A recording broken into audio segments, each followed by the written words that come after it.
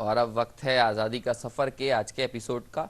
आज हम बात करेंगे स्वतंत्रता सेनानी भूपेंद्र नाथ दत्त की, जिनको ब्रिटिश सरकार ने कई बार गिरफ्तार किया। इसके साथ ही पूर्व प्रधानमंत्री अटल बिहारी वाजपेयी को भी उनकी जयंती पर नमन करेंगे।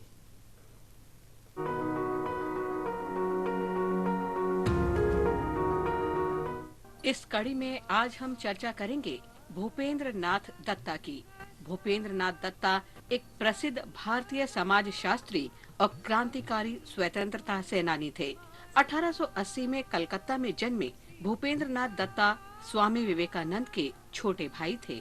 उनकी धार्मिक और सामाजिक मान्यताओं को ब्रह्म समाज ने आकार दिया था, जिनमें जाति विहीन समाज में विश्वास, एकेश्वरवाद में विश्वास और अंधविश्वास के खिलाफ विद्रोह शामिल था।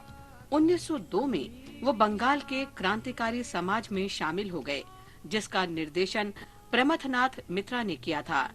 इस अवधि के दौरान वो श्री अरबिंदो और बारिंद्र घोष के करीबी सहयोगी बन गए।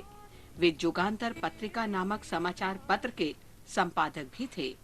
1907 में दत्ता को ब्रिटिश पुलिस ने राजद्रोह के आरोप में गिरफ्तार कर लिया और उन्हें 1 वर्ष के कारावास की सजा सुनाई गई।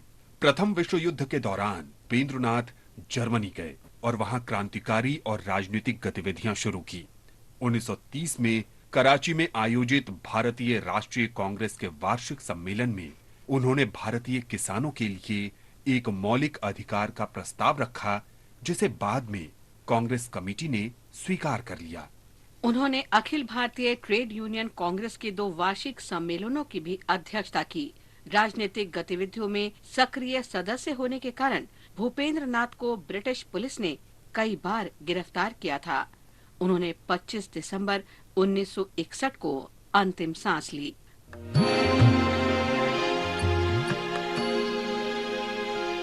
कदम मिलाकर चलना होगा, बाधाएं आती है आए, हृदय प्रलय की घोर घटाए, पांवों के नीचे अंगारे, सर पर बरसे यदि ज्वालाएं, निज हाथों से हंसते हंसते आग लगाकर चलना होगा, कदम मिलाकर चलना होगा। 25 दिसंबर स्वतंत्रता सेनानी, कवि और पूर्व प्रधानमंत्री अटल बिहारी वाजपेयी की जयंती भी है, जिनका जन्म 1924 में ग्वालियर में हुआ था। 1942 में 16 साल की उम्र में वाजपेयी और उनके बड़े भाई प्रेम को भारत छोड़ो आंदोलन के दौरान 24 दिनों के लिए गिरफ्तार कर लिया गया था। वे आर्य समाज की युवा शाखा के सदस्य के रूप में सामाजिक जीवन में सक्रिय थे।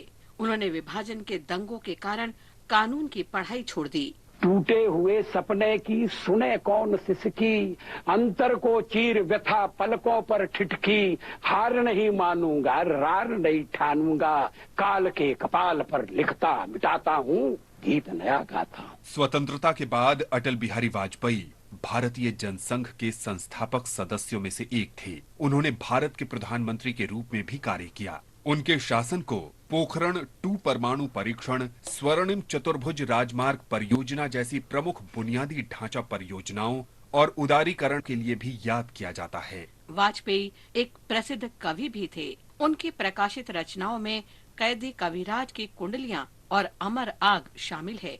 राष्ट्र के लिए उनके अमूल्य योगदान को देखते हुए उन्हें 2015 में भारत रत्न से सम्मानित किया गया था। इस महान आत्मा ने 16 अगस्त 2018 को अंतिम सांस ली।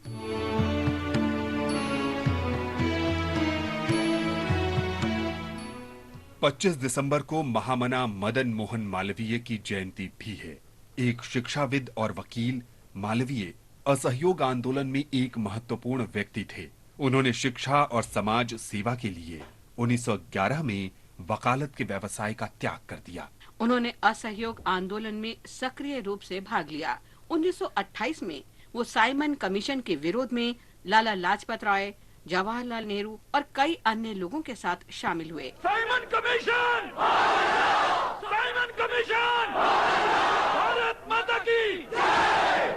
सभी ने अवज्ञा आंदोलन के दौरान उन्हें 1932 में गिरफ्तार कर लिया गया। मालवीय भारतीय राष्ट्रीय कांग्रेस के एकमात्र नेता थे जिन्होंने स्वतंत्रता संग्राम के दौरान 4 बार इसके अध्यक्ष के रूप में कार्य किया। मालवीय 1916 में बनारस हिंदू विश्वविद्यालय के प्रमुख संस्थापक थे। मधुर मनोहर अतीव सुंदर